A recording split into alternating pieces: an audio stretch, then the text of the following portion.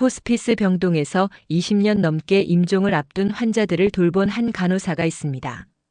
그녀는 수천 명의 마지막 순간을 지켜보며 사람들이 인생의 끝에서 진짜 후회하는 것이 무엇인지 기록했습니다. 놀랍게도 그들이 후회하는 것은 우리가 생각하는 것과 달랐습니다. 돈을 더 많이 벌지 못한 것도, 더 좋은 집에 살지 못한 것도 아니었습니다. 연구 결과에 따르면 사람들이 죽기 전 가장 많이 후회하는 것은 딱 3가지였습니다. 첫째, 감정과 진심을 제때 표현하지 못한 것. 둘째, 가족과 더 많은 시간을 보내지 못한 것. 셋째, 자신이 진짜 원하는 삶을 살지 못한 것. 재미있는 것은 이 3가지 모두 우리가 지금 당장 바꿀 수 있는 것들이라는 점입니다. 첫 번째, 후회하지 못한 말 한마디. 호스피스 병동 환자들을 대상으로 한 조사에서 78%가 사랑한다, 미안하다, 고맙다는 말을 제때 하지 못한 것을 가장 큰 후회로 꼽았습니다. 한 70대 남성 환자는 이렇게 말했다고 합니다. 평생 아내한테 사랑한다는 말을 단 한 번도 못했어요. 남자가 그런 말을 하는 게 쑥스러웠거든요. 그런데 이제 와서 보니 그 쑥스러움이 뭐가 그리 대단했나 싶어요. 그냥 하루에 한 번이라도 말할 걸 그랬어요. 우리는 늘 다음해를 기약합니다.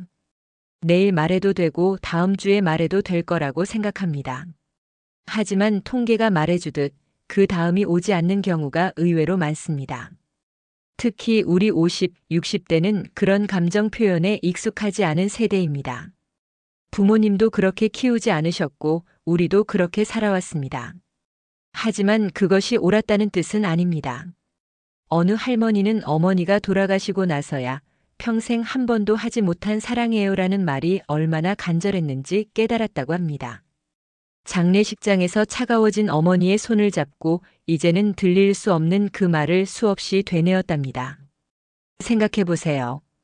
그 말 한마디를 하는데 필요한 시간은 고작 3초입니다. 하지만 그 3초가 누군가의 하루를, 아니 인생 전체를 밝게 만들 수 있습니다. 두 번째, 후에 함께하지 못한 시간들. 하버드 대학에서 75년간 진행한 성인 발달 연구가 있습니다. 인생에서 무엇이 가장 중요한지를 밝혀낸 이 연구의 결론은 명확했습니다. 행복과 건강을 결정짓는 가장 중요한 요인은 좋은 관계, 특히 가족과의 관계다. 그런데 아이러니하게도 임종 환자들의 72%가 가족과 더 많은 시간을 보내지 못한 것을 후회했습니다. 한 60대 아버지는 이렇게 고백했습니다. 아들이 초등학생 때 축구 시합이 있었어요. 꼭 와달라고 했죠. 근데 그날 회사에 중요한 프레젠테이션이 있었어요. 다음에 꼭 갈게라고 했는데 그 다음은 결국 오지 않았어요. 이제 아들은 30이 넘었고 저를 별로 찾지 않습니다. 우리는 늘 나중에를 이야기합니다. 승진하고 나면, 여유가 생기면, 은퇴하고 나면 시간을 내겠다고. 하지만 호스피스 병동의 환자들은 입을 모아 말합니다. 그 나중은 절대 오지 않는다고. 아이들은 순식간에 자랍니다. 부모님은 조용히 늙어가십니다. 배우자와의 시간도 무한하지 않습니다. 통계에 따르면 부모님과 함께 보낼 수 있는 시간은 우리가 생각하는 것보다 훨씬 적습니다. 부모님이 70대라면 우리가 함께 할 수 있는 실질적인 시간은 고작 몇백 시간 남짓입니다. 직장에서의 성공, 사회적 지위, 경제적 안정. 이런 것들도 물론 중요합니다. 하지만 인생의 끝에서 사람들은 이런 것들을 거의 후회하지 않습니다. 오히려 그것들을 위해 포기했던 가족과의 시간을 후회합니다. 세 번째, 후회 남이 아닌 나의 인생. 가장 충격적인 통계가 있습니다. 임종을 앞둔 사람들의 85%가 다른 사람이 원하는 인생이 아니라 내가 원하는 인생을 살 거리라고 후회했다는 것입니다. 우리는 평생을 누군가의 기대에 맞춰 살아왔습니다. 부모님이 원하시는 직업을 선택했고 사회가 요구하는 모습으로 살려고 애썼습니다. 안정적인 직장, 적당한 결혼, 평범한 삶. 그것이 정답이라고 배웠습니다. 한말기 암 환자가 남긴 말이 있습니다.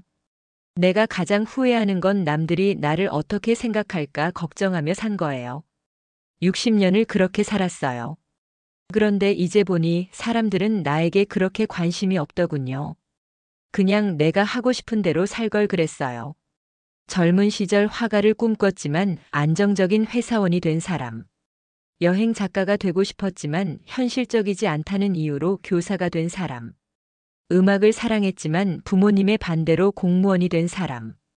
우리 주변에는 이런 이야기들이 참 많습니다. 그리고 그들은 50대, 60대가 되어서야 문득 이런 생각을 합니다.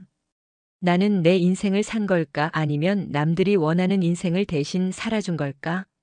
물론 현실과 타협하는 것이 항상 잘못된 것은 아닙니다.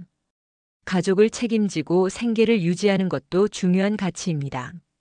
하지만 문제는 그 과정에서 완전히 나 자신을 잃어버렸다는 것입니다. 아직 늦지 않았습니다. 여기까지 들으시면서 혹시 마음이 무거워지셨나요?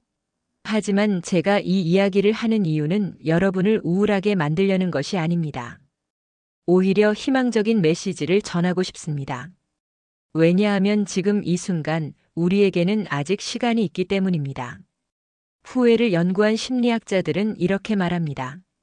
후회를 인식하는 순간이 바로 변화의 시작점이다. 우리가 지금 이 이야기를 듣고 있다는 것 자체가 아직 바꿀 기회가 있다는 뜻입니다. 통계는 무섭지만 동시에 명확한 해답을 줍니다. 우리가 무엇을 해야 하는지 정확히 알려주죠. 오늘 저녁 집에 돌아가시면 사랑하는 사람에게 말해보세요. 사랑해. 어색할 수 있습니다. 오글거릴 수도 있습니다. 50년, 60년을 살면서 한 번도 하지 않던 말이니까요. 하지만 그 한마디가 상대방의 마음을 얼마나 따뜻하게 만들어줄지 모릅니다. 이번 주말에는 부모님께 전화를 드려보세요. 아니, 차라리 직접 찾아뵙는 건 어떨까요? 특별한 일이 없어도 괜찮습니다. 그냥 얼굴 보고 싶어서 왔다고 말씀드리세요. 연구에 따르면 부모님과의 대면 시간이 자녀의 정신 건강은 물론 부모님의 건강 수명도 늘린다고 합니다. 그리고 자신에게도 물어보세요. 나는 지금 내가 원하는 삶을 살고 있는가? 만약 아니라면 작은 것부터 시작해보세요. 당장 모든 것을 바꾸라는 것이 아닙니다. 주말에 한두 시간이라도 내가 진짜 좋아하는 일을 해보는 겁니다. 그림을 그려볼 수도 있고, 악기를 배울 수도 있고, 글을 써볼 수도 있습니다. 등산을 갈 수도 있고, 사진을 찍을 수도 있습니다. 나이가 들었다고 늦었다고 생각하지 마세요.